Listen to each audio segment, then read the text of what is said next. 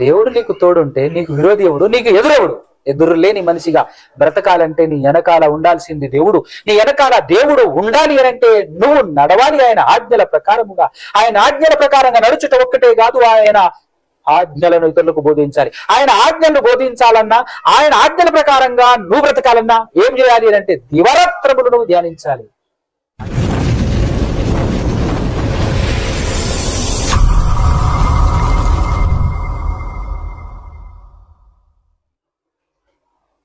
సర్వశక్తిమంతుడు, సర్వోన్నతుడు, సర్వాధికారి అయినటువంటి మన అందరి కన్న తండ్రి అయిన దేవదేవునికి మొదటగా స్తుతి స్తోత్రాలు, కృతజ్ఞతాస్తుతులు చెల్లించుచు ఆయన మాటలు వినబడినటువంటి మాటలన్నింటినీ జాగ్రత్తగా హృదయంలో పదిలపరుచుకొని ఒక భయంకరమైన అతి మోసకరమైనటువంటి మనస్సును కలిగి ఉన్నటువంటి మనమందరము ఆ మనస్సును స్వాధీనపరుచుకొని మనం కంట్రోల్ చేసుకొని దాన్ని అర్థం చేసుకొని దేవుని చట్టానుసారముగా దేవుని మాటల ప్రకారంగా బ్రతికే భాగ్యం, బ్రతికే విధంగా బ్రతకాలి, ఆయన చిత్తానుసారముగా బ్రతకాలి అనే ఆలోచన కలిగి వచ్చి కూర్చున్నటువంటి మీ అందరికీ కూడా క్రీస్తు పేరిటనే శుభములు, వందనాలు తెలియజేస్తున్నాను. ఇప్పటి వరకు మనం ఏదైతే విన్నామో మనం విని ఆచరించవలసినటువంటి విషయాలు, ఇప్పటి వరకు ఉన్నటువంటి విలువ కలిగినటువంటి మాటలే మనం విన్నాం కదా, గుర్తుపెట్టుకోండి జాగ్రత్తగా.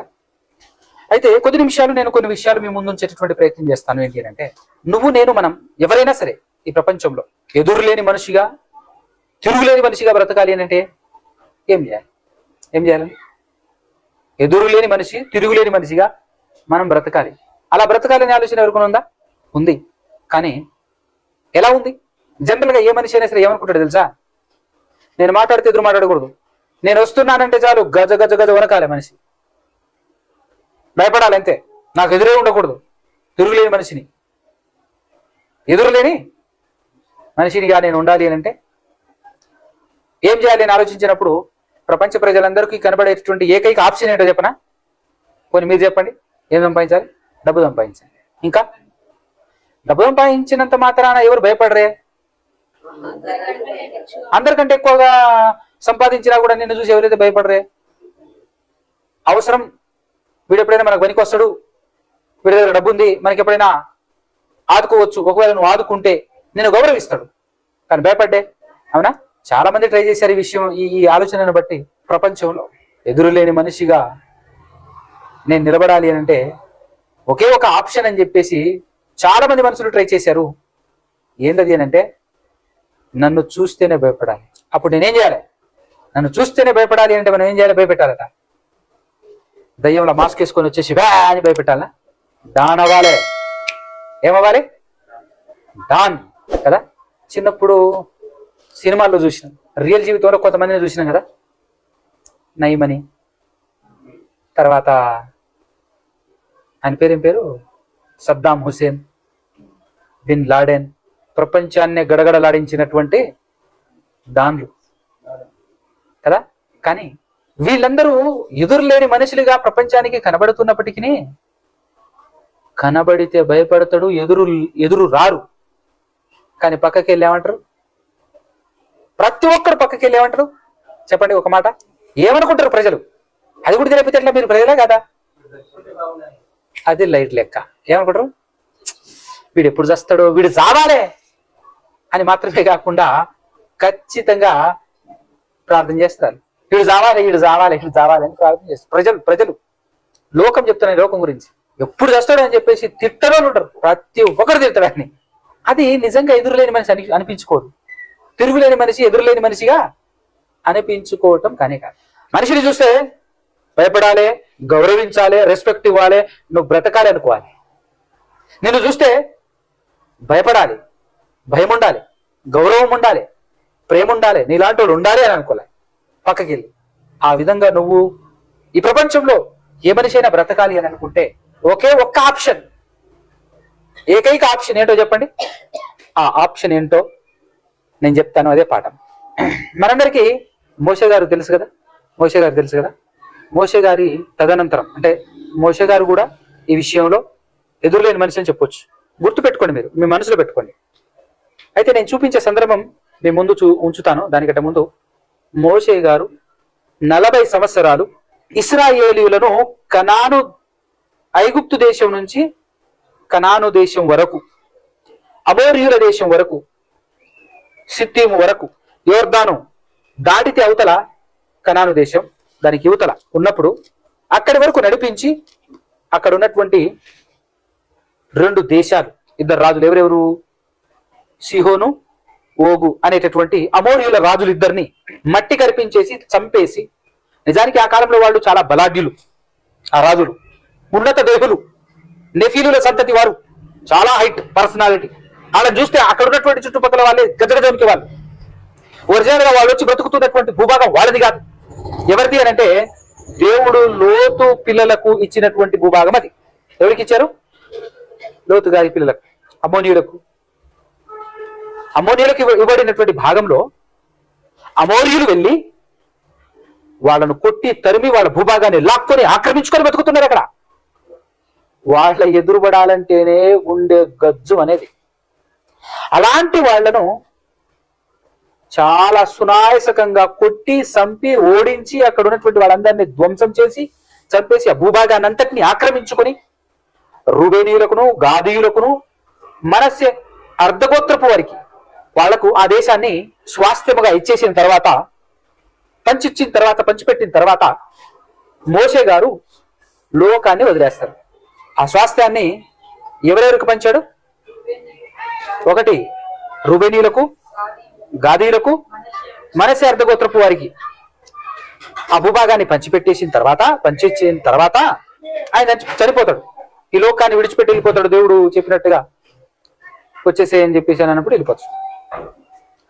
నెక్స్ట్ ఆయన చనిపోయిన తర్వాత ఇప్పుడు వాళ్ళందరినీ నడిపించి మిగతా దేశాన్ని అంతటినీ పంచి పెట్టాల్సినటువంటి బాధ్యత ఎవరి మీద ఉంది? యెహోషువ గారి మీద ఉంది కదా. ఆ యెహోషువ గారిని బలపరుస్తూ, స్థిరపరుస్తూ, ధైర్యపరుస్తూ ఆయనతో మాట్లాడుతున్న సందర్భం, దేవుడు ఆయన్ని బలపరుస్తున్నటువంటి విధానం నిజంగా అది చదివినప్పుడు నాకు ఆశ్చర్యం కలిగించింది. బా అది కదా అని అనుకున్నాను. ఆ సందర్భం చాలా వండర్ఫుల్ అనిపించింది. ఆ సందర్భం నేను ఎక్స్ప్లెనేషన్ చేసేసి ముగించేస్తాను. ఒకసారి యెహోషువ గ్రంథం 1వ అధ్యాయం 1వ వచనం నుంచి, యెహోవా సేవకుడైన మోషే మృతి నొందిన తరువాత యెహోవా నూను కుమారుడును మోషే పరిచారకుడునైన యెహోషువకు ఇలాగు సెలవిచ్చెను, నా సేవకుడైన మోషే మృతి నొందెను కాబట్టి నీవు లేచి నీవును ఈ జనులందరూ ఈ యోర్దాను నది దాటి నేను ఇశ్రాయేలీయులకిచ్చుచున్న దేశమునకు వెళ్ళుడి.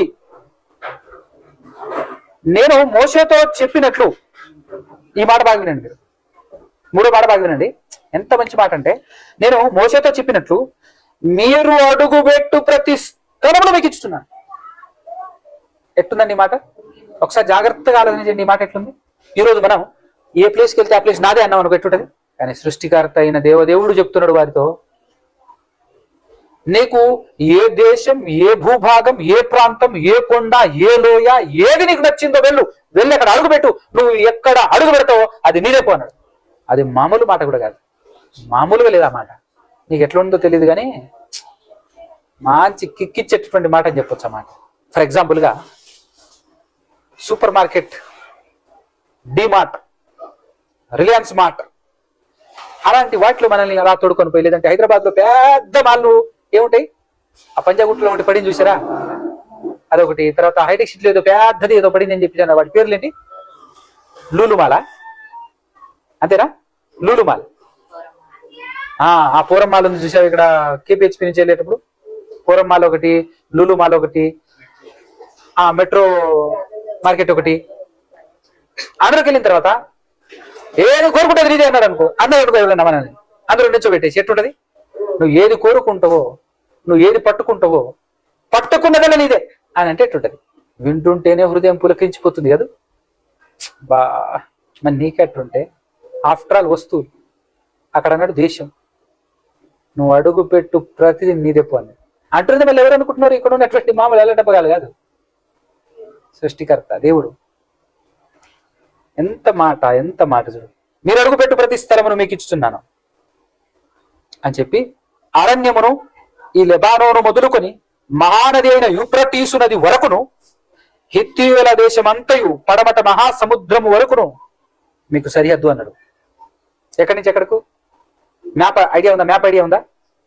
యూఫ్రటీసు నది అని అంటే అక్కడెక్కడో మన మెసొపొతేమియా ప్రాంతం, బాబేలు ప్రాంతం, అటుపైన అష్షూరు ప్రాంతం, అక్కడి నుంచి మొదలుకొని ఇటుపక్క మధ్యధరా సముద్రం వరకు, అటుపైన కొండలు, అదంతా మొత్తం అటుపక్క అరణ్యం, ఇటుపక్క కింద ఇటు మన ఐగుప్తుకి వెళ్ళేటటువంటి మార్గం వరకు మొత్తం ఇదే. చిన్న సన్న దేశం కూడా కాదు. ఇప్పుడైతే 5-6 దేశాలు ఉన్నాయి అక్కడ. ఇప్పుడైతే ఆ ప్రాంతం మొత్తంలో ఎక్కడైతే 10 నుంచి 20 దేశాలు ఉంటాయి. ఆ భూభాగం మొత్తంలో ఇప్పుడు లెక్క పెడితే అన్ని దేశాలు ఉంటాయి. అంతనిదే నువ్వు అడుగుపెట్టు, ప్రతిదీ మీకే అని చెప్పి చెప్పాడు. నెక్స్ట్ ఇంకా ఏమంటాడు చూడండి, బాగా నీవు బ్రతుకు దినములన్నింటను ఏ అని చదవాలి. ఎన్నో ఏది కదా, కొంచెం గుంజాలే. ఏ మనుషుడును నీ ఎదుట నిలవలేక ఉండును. ఎదురులేని మనిషి అన్నట్టు. ఏ మనిషి? ఎదురులేని మనిషి. నీ ఎదుట నిలవలేక ఉండును. ఎందుకు అంటే నేను మోషేకు తోడై ఉండినట్లు నీకునో తోడై ఉండును. మోషే గారు కూడా ఎదురులేని మనిషి. ఎందుకు ఎదురులేని మనిషి? ఆయన వెనకాల ఆయనకు తోడుగా ఎవరున్నారు?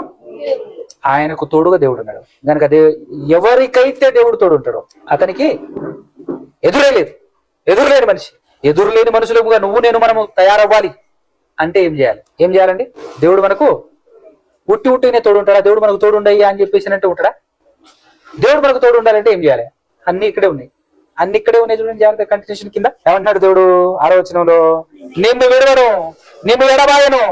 ఒకటో మాట, నిబ్బరము కలిగి ధైర్యముగా ఉండుము. ఒకటోసారి నిబ్బరము కలిగి ధైర్యముగా ఉండుము. ఒకటోసారి చెప్తున్నాడు. ఏం చెప్తున్నాడు? ఒకటోసారి నిబ్బరము కలిగి ధైర్యముగా ఉండుము అంటాడు దేవుడు. అది అర్థం కావాలి మనకు. ఒక మనిషి, ఒక సీఎం, నువ్వు నీ వెనకాల నేనున్నా, నువ్వు బాధపడకు, నువ్వు భయపడకపో అని అంటే మనం ఆగుతాం భూమి. ఒక మనిషి నేనున్నా నీ వెనకాల అని అంటే ఎంత ధైర్యం వస్తుంది మనకు. అలాంటప్పుడు సృష్టికర్త అయిన దేవదేవుడు మాట్లాడుతున్నాడు, నువ్వు నిబ్బరముగా ఉండు, నేను ఉంటా నీ వెనకాల అని చెప్పేసి మాట్లాడుతున్నప్పుడు ఎట్లా ఉండాలి మన పరిస్థితి? ఆ అనుభూతి ఎంత గొప్పగా ఉంటుందో ఒక్కసారి ఆలోచన ఊహించుకోండి. నిన్ను విడువను, నిన్ను ఎడబాయను, నిబ్బరము కలిగి ధైర్యముగా ఉండుము. వారికిచ్చదనని నేను వారి పితరులతో ప్రమాణము చేసిన ఈ దేశమును నిశ్చయముగా నీవు ఈ ప్రజల స్వాధీనము చేసినవు. అయితే నీవు నిబ్బరము కలిగి, రెండోసారి నీవు నిబ్బరము కలిగి జాగ్రత్త పడి, మామూలు ధైర్యం కూడా కాదు, బహుధైర్యముగా ఉండి నా సేవకుడైన మోషే నీకు ఆజ్ఞాపించిన ధర్మశాస్త్రం అంతటి చొప్పున చేయవలేను. ధర్మశాస్త్రం ఎవరి వల్ల వచ్చింది కదా? అందుకోసమే దేవుడు మాట్లాడుతున్నాడు, నేను నిన్ను విడవను, ఎడబాయను, నువ్వు ధైర్యంగా ఉండు, నీకు తోడు నేనుంటాను, నువ్వు నిబ్బరము కలిగి ధైర్యముగా ఉండు. ఇదంతా జరగాలంటే నువ్వేం చేయాలో చెప్తున్నాడు. ఏం చేయాలి?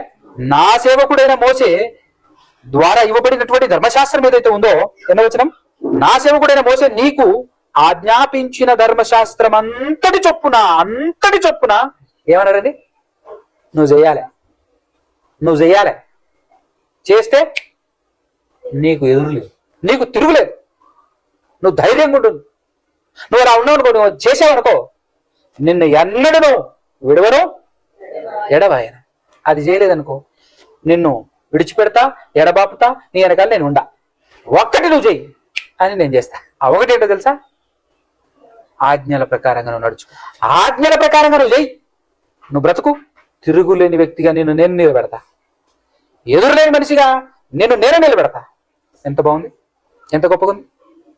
నెక్స్ట్ మాట, నీవు నడుచు ప్రతి మార్గమున చక్కగా ప్రవర్తించున్నట్లు నీవు దాని నుండి కుడికి గాని ఎడమకు గాని తొలగకూడదు. జాగ్రత్త నండి. నీవు నడుచు ప్రతి మార్గమున చక్కగా ప్రవర్తించాలంటే ఏం చేయాలి? దాని నుండి కుడికి గాని ఎడమకు గాని తొలగకుండా ఉండాలంటే ఏం చేయాలి? ధర్మశాస్త్రం అంతటి ప్రకారముగా నడుచుకుంటే దేవుడు మనకు తోడుంటాడు, దేవుడు మనల్ని విడిచిపెట్టడు, ఎడబాయడు. సో దాన్ని బట్టి మనం ఎదురులేని మనుషులము, తిరుగులేని మనుషులముగా మనం ఉంటాం. అయితే మరి ధర్మశాస్త్రం ప్రకారంగా నడుచుకోవాలి, జాగ్రత్తగా ధర్మశాస్త్రం ప్రకారం మనం నడుచుకోవాలి. నడుచుకుంటూ కుడికి గాని ఎడమకు గాని తిరగకుండా జాగ్రత్తగా ఆజ్ఞలను అనుసరించి ప్రవర్తించాలి అంటే ఏం చేయాలి అని అన్నప్పుడు నెక్స్ట్ లైన్, ఈ ధర్మశాస్త్ర గ్రంథమును నీవు బోధింపక. ఇది పర్టికులర్ గా ఆ సందర్భంలో ఎవరితో మాట్లాడుతున్నాడు దేవుడు? యెహోషువతో మాట్లాడు. నువ్వే బోధించాలి. మరి ఇప్పుడు ఇక్కడ బోధించే అర్హత ఈ కాలంలో కొత్త నిబంధనలో అందరికీ ఇచ్చాడు. ఎవరికి ఇచ్చాడు? అందరికీ ఇచ్చాడు. ఎందుకంటే ఎంతమంది అయితే నమ్మి బాప్తిస్మము పొందుతారో వారందరూ కూడా యాజకులైనా రాజులైనా యాజకులే. రాజులైనా అంటే ఇక్కడ యెహోషువ గారు నాయకుడు, నువ్వు కూడా నాయకుడువే, యాజకుడువే, నాయకుడు యాజకుడు. కాబట్టి ఫస్ట్ లైన్ ఏం చెప్తున్నాడు? ఈ ధర్మశాస్త్ర గ్రంథమును నీవు బోధింపగా తప్పిపోకూడదు. ఇంకొక మాట, దానిలో వ్రాయబడిన వాటన్నిటి ప్రకారము చేయుటకు నీవు జాగ్రత్త పడాలి కదా. దాని ప్రకారంగా ఏం చేయాలి? నువ్వు నడవాలి. బాగా వినండి. ఒకటి, ధర్మశాస్త్రం ప్రకారంగా మనం నడవాలి. కుడికి గాని ఎడమకు గాని తొలగిపోకుండా ధర్మశాస్త్రం ప్రకారంగా ప్రవర్తించాలి. అంత మాత్రమే కాకుండా దాని ప్రకారంగా నడుస్తూ బోధించాలి. నడుస్తూ అలా నడవమని బోధించాలి. దాని ప్రకారంగా నడుస్తూ అలా నడవమని బోధించాలి. బోధించటంలోనూ తప్పిపోకూడదు, నడవటంలోనూ ప్రవర్తించటంలోనూ తప్పిపోకూడదు. ఇప్పుడు ధర్మశాస్త్రాన్ని ఎల్లప్పుడు బోధిస్తూ ఉండాలంటే ఏం చేయాలి? ధర్మశాస్త్రాన్ని అనుసరించి నువ్వు నడుచుకోవాలి అంటే నువ్వేం చేయాలి? కుడికి గాని ఎడమకు గాని తప్పిపోకుండా ఉండాలి అంటే నువ్వేం చేయాలి?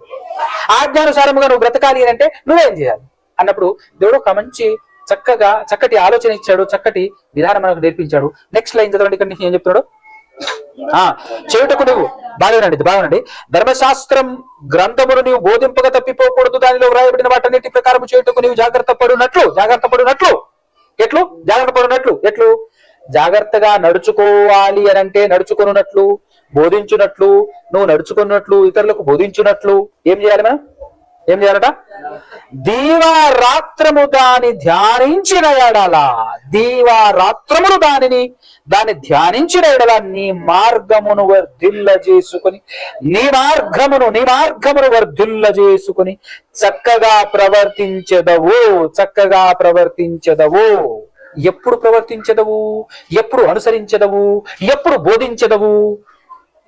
ఎప్పుడైతే నువ్వు దీవారాత్రములు ధ్యానిస్తావో అప్పుడు ఇవన్నీ నీకు సాధ్యం. ఎప్పుడైతే ధర్మశాస్త్రాన్ని దీవారాత్రములు ధ్యానిస్తావో అప్పుడు నీకు సాధ్యపడేది ఏంటంటే నువ్వు చక్కగా దాని ప్రకారంగా బ్రతకగలవు, బ్రతుకుతున్న దాన్ని 10 మందికి చెప్పగలవు. నువ్వు దీవారాత్రములు ధ్యానించడం ద్వారా ఏం జరుగుతుంది? నువ్వు చక్కగా నడుచుకోగలవు 1, 2 చక్కగా బోధించగలవు, జాగ్రత్త పడి బోధించగలవు 2. దీనివల్ల వచ్చే లాభం 3 ఏంటో తెలుసా? దేవుడు నిన్ను విడువడు, ఎడబాయడు, దేవుడు నీకు తోడుగా ఉంటాడు. గొప్ప లాభం. దానివల్ల ఫైనల్ గా నువ్వు కనబడే విధానం తిరుగులేని మనిషి, ఎదురులేని మనిషి. ఎంత చక్కగా ఉంది. అందుకోసమే ఇదంతా చెయ్యని చెప్పేసి 9వ వచనంలో ఏం చెప్తున్నాడు? నేను నీకు ఆజ్ఞ ఇచ్చి ఉన్నాను కదా. 3వసారి నిబ్బరము కలిగి ధైర్యముగా ఉండుము, దిగులు పడకుము, జడియకుము, భయపడకు, దిగులు పడకు. నీవు నడుచు మార్గం అంతటిలో నీ దేవుడైన యెహోవా నీకు తోడై ఉండును. ఎంత బాగుంది అన్నా కదా. ఇప్పుడు ఇది పాత నిబంధన. ఇప్పుడు దీన్ని మనం కన్వర్ట్ చేసుకొని చదవాలి అని అంటే ఎలా చదవాలి? మనం ఎలా అప్లై చేసుకోవాలి? మనం క్రైస్తవులు కొత్త నిబంధన క్రింద బ్రతుకుతున్నటువంటి వారు మనం దీన్ని ఎలా అప్లై చేసుకోవాలో మీకు మరలా చూపిస్తాను. ఒక్కసారి 5వ వచనం నుంచి మళ్ళీ చదువుతాం. ఇప్పుడు కొత్త నిబంధన స్టైల్లో ఇప్పుడు మనల్ని అప్లై చేసుకొని మనం అప్లై చేసుకోవటం కోసం ఇప్పుడు చదువుతున్నాం. 5వ వచనం నుంచి, నీవు బ్రతుకు దినములన్నిటను ఏ మనుష్యుడును నీ ఎదుట నిలువలేక ఉండును, నేను యేసుక్రీస్తుకు తోడై ఉండినట్లు నీకును తోడై ఉండెదను. అవునా? న్యూ టెస్టిమెంట్ వర్షన్ అబ్బా మనం అప్లై చేసుకునే విధానం. ఎందుకనంటే ధర్మశాస్త్రం పాత నిబంధన మోషే ద్వారా, కొత్త నిబంధన యోహాను సువార్త 1:17 కదా. 1:17 చూడండి, చదువు. ధర్మశాస్త్రము మోషే ద్వారా అనుగ్రహింపబడెను, కృపయు సత్యమును యేసుక్రీస్తు ద్వారా, అది లెక్క, కృపయు సత్యమును యేసుక్రీస్తు ద్వారా కలిగింది. కాబట్టి యెహోషువ గ్రంథం 1వ అధ్యాయం 5వ వచనంలో, నీవు బ్రతుకు దినములన్నిటిను ఏ మనుష్యుడును నీ ఎదుట నిలవలేక ఉండును. ఎందుకు? నేను యేసుక్రీస్తుకు తోడై ఉండినట్లు నీకు తోడై ఉండును. నీకు తోడై ఉంటే నీకు ఎదురులేదు. ఈ మాట కూడా ఎక్కడ చెప్పాడో తెలుసా? 31వ వచనం 8వ అధ్యాయం. ఏ పుస్తకం చెప్పాలి? ఎవరికైనా గుర్తుకొచ్చిందా? 31వ వచనం కొత్త నిబంధన 8వ అధ్యాయము రోమాపత్రిక 8:31. ఇట్లుండగా ఏమందుము? దేవుడు మనకు తోడై ఉండగా మనకు విరోధి ఎవడు? ఎదురులేని తిరుగులేని మనుషులు మనం అనడా లేదా? నీకెదురేవుడు? నీకు ఎదురే లేదు పో. ఎందుకు? నీకు తోడు దేవుడు ఉంటే నీకు ఎదురేది, నీకు తిరిగేది. అవునా కదా? రైట్. ఇప్పుడు రండి యెహోషువ గ్రంథం 6వ వచనం. నిన్ను విడువను, నిన్ను ఎడబాయను, నిబ్బరము కలిగి ధైర్యముగా ఉండుము. వారికి ఇచ్చేదనని నేను వారి పితరులతో అన్నప్పుడు మీకిచ్చేదనని నేను మీతో ప్రమాణము చేసిన ఆ పరలోకమును నిశ్చయముగా మీకు స్వాధీనము చేసేదను. అంతేనా కదా? మనకిచ్చిన వాగ్దానం ఏంటి? వాళ్ళకు కనాను. మనకిచ్చిన వాగ్దానం ఏంటి కదా? చూద్దాం ఒకసారి. మొదటి యోహాను పత్రిక 2వ అధ్యాయము వచనం చెప్పండి. 2వ అధ్యాయం 25వ వచనం. నిత్య జీవము అనుగ్రహింతునన్నది ఆయన తానే మనకు చేసిన వాగ్దానం. కాబట్టి ఖచ్చితంగా మీకు స్వాధీనపరుస్తాను. కాబట్టి మీరు భయపడకండి, ధైర్యముగా ఉండండి, నిబ్బరముగా కలిగి ధైర్యముగా ఉండండి అని చెప్తున్నాడు. 7వ వచనం యెహోషువ గ్రంథం 1వ అధ్యాయం 7వ వచనం.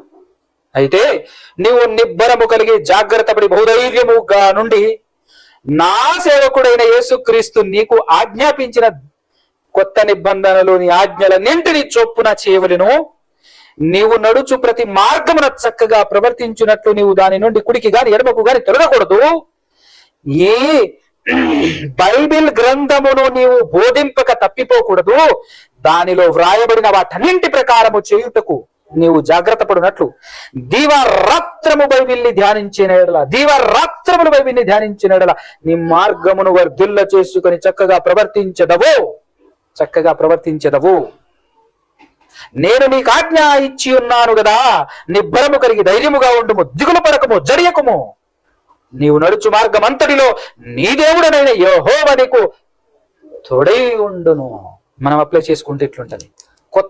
పాత నిబంధనను చదివి పాత నిబంధనలో ఉన్న వర్షన్ని మనం ఎలా అప్లై చేసుకోవాలో నేర్పించాను. ఈ విధానంలో పాత నిబంధన మొత్తం చదవండి, ఎంత బాగుంటుందో, ఎంత టేస్టీగా ఉంటుందో. అవునంటారా కదండి? దేవుడు నీకు తోడుంటే నీకు విరోధి ఎవడు, నీకు ఎదురెవడు? ఎదురు లేని మనిషిగా బ్రతకాలంటే నీ వెనకాల ఉండాల్సింది దేవుడు. నీ వెనకాల దేవుడు ఉండాలి అనంటే నువ్వు నడవాలి ఆయన ఆజ్ఞల ప్రకారముగా. ఆయన ఆజ్ఞల ప్రకారంగా నడుచుట ఒక్కటే కాదు, ఆయన ఆజ్ఞలను ఇతరులకు బోధించాలి. ఆయన ఆజ్ఞలను బోధించాలన్నా, ఆయన ఆజ్ఞల ప్రకారంగా నువ్వు బ్రతకాలన్నా ఏం చేయాలి అంటే దివారాత్రములు నువ్వు ధ్యానించాలి. అంటే మొదట ఎవరైనా ఫస్ట్ చేయవలసినటువంటి పని ఏంటయ్యానంటే పిచ్చి పిచ్చిగా నువ్వు చదవాల్సింది ఏంది? సమయం దొరికితే చాలు. కొంతమంది నిద్రపోతారు. సమయం దొరికితే చాలు టైం పాస్ కు ఏదోటి తింటుంటారు. కొంతమంది సమయం దొరికితే చాలు సెల్ ఫోన్ పట్టుకుంటారు. చాలా మంది సమయం దొరికితే చాలు ఏం చేస్తారు? టీవీ చూడటం. బాగా పిచ్చిగా డబ్బులు ఉన్నటువంటి వాళ్ళు ఏం చేస్తారు? సమయం దొరికితే బయటికి వెళ్దాం పదా, తిరుగుతాం పదా, గాలి తిరుగుతాం పదా, గాలే తిరుగుతుందా, నేను తిరగరా అన్నట్టుగా పోతుంటారు అన్నమాట. చూద్దాం పదా, ఈరోజు గాలి ఎక్కువ తిరుగుతుందా, నేను ఎక్కువ తిరుగుతానా? గాలితో పోటీ, డబ్బు ఎక్కువైతే. షాపింగ్కు పోదామా, సినిమాకు పోదామా, షికారుకు పోదామా, కబాబు తిందామా, కబడ్డీ ఆడదామా, ఏం చేద్దాం అన్నట్టు ఉంటుంది పరిస్థితి. టైం పాస్కి కొంటుంటారు కొంతమంది. బట్టలు కానీ ఏదో కొంటనే ఉంటారు టైం పాస్కి. డబ్బులు ఎక్కువైతే ఏం చేస్తారు? కొనటం పడేయటం. అలాంటి వాళ్ళు కూడా చూసినా విన్నా. కానీ తిరుగులేని మనిషి, ఎదురులేని మనిషిగా మనం అందరం తయారవ్వాలి అని అంటే గ్రంథములో ఉన్నటువంటి మొత్తం బాగా దీవారాత్రములు ధ్యానించి చదివి నీ వంట పట్టించుకున్నాం అనుకో, నీ హృదయంలో పెట్టుకున్నాం అనుకో, ఆటోమేటిక్ ఎవరు చూసా నేను చూస్తే భయపడాల్సిందే. ఎలాంటి భయం? అమ్మో కొడతారు, చంపేస్తారు అని కాదు. ఒక రవిడిని, ఒక దాన్ని చూసినట్టు కాదు. ఉండాలి, నీలాంటి వాళ్ళు ఉండాలి అంటారు వాళ్ళు. ఎట్లుంటది? విలువలతో కూడిన భయం, గౌరవంతో కూడిన భయం. గౌరవిస్తూ భయపడుతూ విలువిస్తూ ఉంటుంటారు. అవునంటారా కదంట? నా జీవితంలో ఎన్నో చూశాను. రీసెంట్గా ఒక పెళ్లికి వెళ్తే నేను వాక్యం చెప్పేంత సేపు, వాక్యం నేను చెప్పనంత వరకు నన్ను ఒకలా చూశారు. కొద్దిసేపు ఆ పెళ్లికి వెళ్తే కెమెరామ్యాన్ అనుకున్నారు. ఏదైనా సేపు చూస్తున్నావు, ఫోటోలు అంటున్నాడు. అట్టుంటది. ఎవరా పెళ్లి చేయడానికి వచ్చినటువంటి పేద పాస్టర్ అనమాట, గౌన్లు వేసుకొని. ఎట్లుంటది? పావు గంట, ఓన్లీ 15 నిమిషాలే, 15 నిమిషాలు వాక్యం చెప్పిన అంతే. ఆ తర్వాత చూడాలి పరిస్థితి. క్రీస్తు పూర్వం క్రీస్తు శకం అన్నట్టు, వాక్యానికి ముందు వాక్యానికి తర్వాత అన్నట్టు అయింది పరిస్థితి. ఆ పెళ్లి. ఎన్నో పెళ్లి చేసిన వ్యక్తి నేను వాక్యం చెప్పిన తర్వాత పెళ్లి చేయడానికి భయపడుతున్నాడు. ఆయన వాక్యం విని. నేనంత పుడింగిని తురుముని అని చెప్పట్లే ఇక్కడ. నేను కాదు, దేవుని జ్ఞానం ఉంటేనే నువ్వు, లేకపోతే నువ్వు ఒక పనికి మాలిన దద్దమ్మది. 100% నువ్వు దేనికి పనికిరావు. కోట్ల డబ్బులున్నా కూడా నువ్వు చెత్త. నువ్వు దానివైనా నువ్వు ఒక రోత. వ్యాక్ అనుకుంటుంటారు నిన్ను చూసి. దాన్ని చూసి ఏమంటారు? చూడంగానే భయపడి అమ్మ ఇడికి నమస్తే పెట్టకపోతే ఏమనుకుంటాడో ఏమో పాడని చెప్పేసి నమస్తే ఎట్లా పెడతారు తెలుసా? నమస్తే నమస్తే ఎప్పుడు పోతావు ఏమన్నా, నువ్వు పోతే చాలా సంతోషిస్తావు నమస్తే అని. అలా నమస్తే ఇట్టుంటది. ఎట్టుంటది? ఓ నాయన నీకు దండం పెడతావు, సావురా నువ్వు తొందర సావురా. నమస్కారం అది ఉండదు. అట్లాంటి ముందు సంస్కారం ఏముంటది అనే కదా. అదే వాక్యం తెలిసి విలువలతో బ్రతుకుతున్నటువంటి వ్యక్తి ముందు పెట్టే నమస్కారంలో సంస్కారము ఉంటుంది, విలువలు ఉంటుంది, ప్రేమ, ఆప్యాయతలు, భయం, భక్తి అన్నీ ఉంటాయి. అవునా? చాలా మనసు నిండుకొని ప్రేమతో పెడతారు నమస్కారాలు. అందుకోసమే ప్రపంచములో అన్నింటికంటే విలువైనది దేవుని వాక్యం. అన్నింటికంటే విలువైనటువంటి వాక్యము నీ గుండెలో నిండా ఉందనుకో, నువ్వే విలువైనటువంటి వాడిని. అవునంటారా కాదంటారా? బంగారపు గొలుసులు కలిగినటువంటి డబ్బా ఇది అనుకో, ఎంత జాగ్రత్తగా చూస్తారు. అబ్బా అమూల్యము అంతేనా కదా? ఆ బంగారం ఇందులో లేదనుకో ఇటు పడేస్తారంటే. కొత్తగా టీవీ కొన్నప్పుడు, కొత్తగా సెల్లు కొన్నప్పుడు సెల్లు పైన డబ్బా ఉంటది. ఆ డబ్బా ఎంత నీట్గా ఉంటది. ఆ డబ్బా గీరుకపోయి మొత్తం చిరిగిపోయి ఉన్నది అనుకో, ఇది కాదు వేరేది అంటాం మనం. ఎందుకు పోయానంటే గీరుకపోయింది డబ్బేగా, లోపల ఫోన్ బాగానే ఉంది కుదరదు. డబ్బా ఇంత షడ్డాలకు ఉంది. అది డబ్బా కూడా ఎట్లుండాలి అంటే ఆ డబ్బాకి ఇంత విలువ దేని పెట్టావు? లోపల ఉన్న ఫోన్. ఒక్కసారి ఫోన్ లోపల నుంచి బయటకు వచ్చేసిన తర్వాత మళ్ళీ ఎప్పుడైనా కనపడుతుంది ఆ డబ్బా? ఎవరికైనా కనపడుతుంది ఆ డబ్బా? నువ్వు నేనంతే. వాక్యం నీ హృదయంలో ఉన్నప్పుడే నీకు విలువ, మనకు విలువ. వాక్యం నీ హృదయంలో లేకపోతే నువ్వు నేను దేనికి పనికిరాము, ఉపయోగం లేనటువంటి వ్యక్తులు. వాక్యం నీలో ఉన్నప్పుడు, వాక్యానుసారంగా నువ్వు బ్రతుకుతున్నప్పుడు ఎదురులేని మనిషి నువ్వు, తిరుగులేని మనిషి నువ్వు. వాక్యంలో నువ్వు, నీలో వాక్యం ఉన్నప్పుడు. వాక్యం నీలో లేకపోతే నువ్వు దేనికి పనికిరావు. నువ్వైనా నేనైనా మనం ఎవరైనా సరే అంతే. అందుకోసమే విలువైన, వెలకట్టలేని, అమూల్యమైన, అతి ప్రాముఖ్యమైనటువంటి దైవ గ్రంథం ఎంత పిచ్చిగా చదవాలి నువ్వు నిజంగా? ఎంత ఆశతో చదవాలి, ఎంత ఆసక్తితో చదవాలి, ఎన్నిసార్లు చదవాలి, తనివి తీర చదవాలి, పదే చదవాలి. చేస్తున్నారు ఈ పని ఎవరైనా? ఎందుకంటే సర్వం నీకు లభించాలంటే దీనివల్లనే. ఈ లోకంలో విలువలు లభించాలన్నా ఇదే, ఈ లోకంలో అన్ని నీకు దక్కాలన్నా ఇదే, పరలోకం దక్కాలన్నా ఇదే, నిత్య జీవం వెళ్ళాలనేది. నువ్వు దేవుణ్ణి చూడాలనుకుంటున్నావా? దానికి కారణం కూడా అదే. కాబట్టి ఎంత చదవాలి, పిచ్చిగా చదవాలి. ఎన్నిసార్లు చదివితే అంత ప్యూరిఫై అవుతుంటావు నువ్వు. తెల్లటి గ్లాసులో నల్లటి థమ్సప్ పోస్తే ఎంత నల్లగా కనపడుతుంది. ఇప్పుడు మళ్ళా తెల్లగా అవ్వాలంటే దాన్ని పోయకుండా పైనుంచి నీళ్లు పోస్తూ ఉండాలి, తెల్లటి నీళ్లు పోస్తూ ఉండాలి. నువ్వు ఎన్నిసార్లు పోసిన ప్రతిసారి ఏం జరుగుతుంటది? కొంచెం తెల్లబడుతుంటది. ఇది అంతే. నువ్వు కూడా ఎన్నిసార్లు చదువుతావు, చదివిన ప్రతిసారి నువ్వు కొంచెం నీ హృదయం బ్రైట్నెస్ వెలుగులోనికి వస్తూ ఉంటది, బ్రైట్ గా మారిపోతూ ఉంటది, తెలుపులోనికి వస్తూ ఉంటాం. ప్రపంచంలోనే విచిత్ర గ్రంథం ఇది. ఏ పుస్తకాన్ని చదివినా మనిషి ఉత్తేజితుడవడు, తేజోమయుడవడు. వెలుగులోనికి రావాలి అని అంటే, వెలుగుమయం అవ్వాలి అని అంటే మనిషి ఈ గ్రంథం చదవాలి. ఈ గ్రంథం ఎలాంటిదంటే, మురికి పట్టినన్ని బట్టలను ఉతికి తెల్లగా చేసే సబ్బు లాంటిది, తుప్పు పట్టిన బంగారాన్ని శుభ్రపరిచే అగ్ని లాంటిది. ఎంత గొప్పది. కాబట్టి రోజుకు తిండి ఎన్నిసార్లు తింటారో మీరందరూ చెప్పండి ఒక్కసారి. ఎన్ని పూటలు తింటారు? ఆ తిండి కంటే విలువైందా కాదా చెప్పండి ఒక మాట. ఇప్పుడు చెప్పండి, బైబిల్ ఎన్నిసార్లు చదువుతావు? ఒకటేసారి, 1 గంట అన్నారు అనుకోండి, మీకు ఇంకా ఈ విలువ తెరవలేదు. మీకు తిండి విలువ తెలుసు కనుక 3 పూట్లు వడ్డీ తినడానికి ఎంతసేపు పెడుతుంది?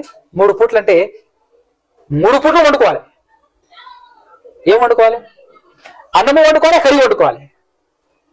ఒక కర్రీతో అయినా సాటిస్ఫైతమా? 2-3 కూరలు వండుకోవాలి. ఆ 2-3 కూరలకు ఎంత టైం? అన్నానికి ఎంత టైం? ప్రిపేర్ అవ్వడానికి ఎంత టైం? పెట్టుకొని తినడానికి ఎంత టైం? 3 పూటలు లెక్క కట్టుకోండి. దాన్ని సమకూర్చుకోవటానికి ఎంత సమయం? దీనికి అంత శ్రమ ఏం అవసరం లే. పోయావా, ఓపెన్ చేసుకున్నావా, కూర్చున్నావా, గణగణ గణగణ చదువుతూ ఉండాలి అంతే. కడుపు నిండిపోద్ది, మనసు నిండిపోద్ది అంతే. నేను నా జీవితంలో అనుభవించింది ఏందో తెలుసు చెప్పనా, ఒక మాట చెప్పి నేను పాఠం ముగించేస్తాను. మనసు అంతా పిచ్చి పిచ్చిగా నామే నాకు అసహ్యం వేస్తూ ఉన్నప్పుడు, చికాగా ఉన్నప్పుడు మనసును కాసేపు అలా గట్టిగా పెట్టుకొని కూర్చోబెట్టేసి సరిగా ఒక్క 5-10 అధ్యాయాలు చదివాను అనుకో, ఎంత ప్యూరిఫై, ఎంత ప్రశాంతత వస్తుందో. వాహ్ వాహ్, హాయ్ అనిపిస్తుంది అసలు. ఇది అనుభవించాను నేను చాలాసార్లు.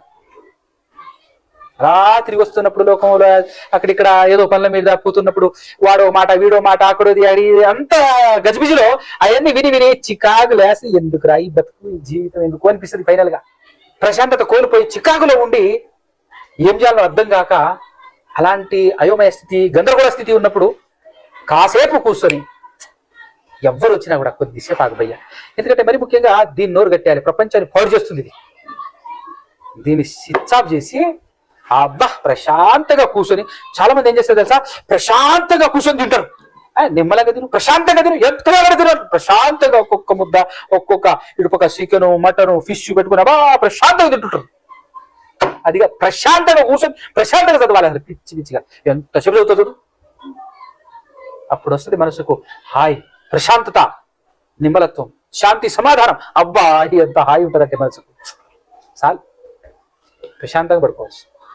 అప్పుడు అనిపిస్తుంది నిబ్బరం. ఈ ఎన్ని పూట్ల అన్నం తిన్నా, ఎంత బిర్యానీలు తిన్నా, ఎన్నిసార్లు తిన్నా నీకు రాని తృప్తి అది రాదు.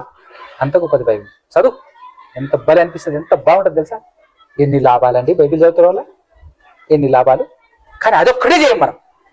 అదేదో చేయలేక అదొక్కటే కొన్నట్టుంటది మన బతుకు. ఎంత మంచి గ్రంథం ప్రేమించి ఇచ్చాడు దేవుడు మనకు, ఎంత మంచి గ్రంథం ఇచ్చాడు. ఎవరు లేకపోయినా పర్లేదండి, మనతో పాటు బైబిల్ అంటే చాలు. నాకు చాలాసార్లు అనిపించింది విషయం ఏంటి తెలుసా, జైల్లో పడేసి ఒక్క పుస్తకం, ఈ బైబిల్ ఒక్కటి చేసి లోపల పడేశారు అంతే. మనసు నిండా తృప్తిగా. బయట ఉంటే టెన్షన్స్ ఎక్కువ, ఆ పని ఈ పని, ఆడిపోవాలి ఈడిపోవాలి, ఇటు నుంచి భార్య పిల్లలు వాళ్ళు వీళ్ళు, ఏ సంబంధం ఎవ్వరు రాడు అని చెప్పేసి బయట ఎక్కడ మనం పోయినా కూడా ఇవన్నీ ఎంటాడతాయి. బయటికి రావటానికే వీల్లేదని చెప్పి జోరు పడేస్తారు సార్. బయట సెక్యూరిటీ మంచి దట్టంగా లోపల సెంటర్ జైల్లో కూర్చోబెట్టేసి బైబిల్ ఇచ్చేసి కూర్చోబెట్టాలి 1 నెల రోజులు. అబ్బా ఆ 1 నెల రోజులు అమృతం తాగటమే. అట్లుంటుంది పరిస్థితి. నాకు ఎన్నోసార్లు అట్లా అనిపిస్తుంది. ఒంటరిగా జైల్లో పడేసి ఈ బైబిల్ ఏదొద్దయ్యా నాకు, ఈ బైబిల్ ఒక్కటి ఉంచాలి, ఒక్కటి బైబిల్ చాలు, ఏమైనా చేసుకోండి, పోండి గొల్లె వేస్తారా, తాళం వేస్తారా, ఎవరు వేసుకోండి, కానీ నాతో పాటు ఈ ఒక్క బైబిల్ ఉంచాలి. అంత తృప్తినిస్తుంది, అంత తోడిస్తుంది తెలుసా. బైబిల్ నీతో ఉంటే జైల్లో ఉన్నా, అడవిలో ఉన్నా నువ్వే రాజువి, ఏడున్నా రాజువే నువ్వు అంతే. డైలాగ్ ఉంటుంది చూసారా, బోన్లో ఉన్నా అడవిలో ఉన్నా పులి రాదంట. మనము అంతే. నువ్వు ఏడున్నా బైబిల్ చేతిలో ఉంటే కాదు, బైబిల్ నీ గుండెల్లో ఉంటే నువ్వు రాజువే. ఎక్కడున్నా ఏడున్నా కూడా నువ్వు రాజువే అంతే. నీ గుండెల్లో బైబిల్ ఉంటే నీకు తిరుగులేదు, నీకు ఎదురులేదు. ఎంత అద్భుతమైన, శక్తివంతమైనటువంటి, ఎంత బలమైనటువంటి పుస్తకం మన చేతిలో ఉందో గ్రహించగలిగితే ప్రియులారా, పిచ్చి చదివేండి. ఈ రోజు నుంచి పిచ్చి చదివేది. అలస్సలు ఆలస్యం చేయకుండా సమయం దొరికిందా బైబిల్ ఆడుంది అన్నట్టు ఎత్తాలి. ఏందో ఇదేం పిచ్చో నాయన అన్నట్టు చూస్తున్నావు కొంతమంది. ఇదేం పిచ్చో అంతేనా, ఈ సూట్ ఏంది మరి ఇట్లా చూస్తున్నావు. టేస్ట్ తెలిస్తే అలా కదా విడువం. అలా మీరు మాత్రమే కాకుండా నేను, మీరు, మనమందరం ఆ విధంగా బ్రతకాలి. అందుకు దేవుడు మనకు సహాయం చేయాలి అని కోరుకుంటూ మాటలు ముగిస్తున్నాను. కళ్ళు మూసుకొని తల్లి ప్రార్థన చేస్తున్నాను.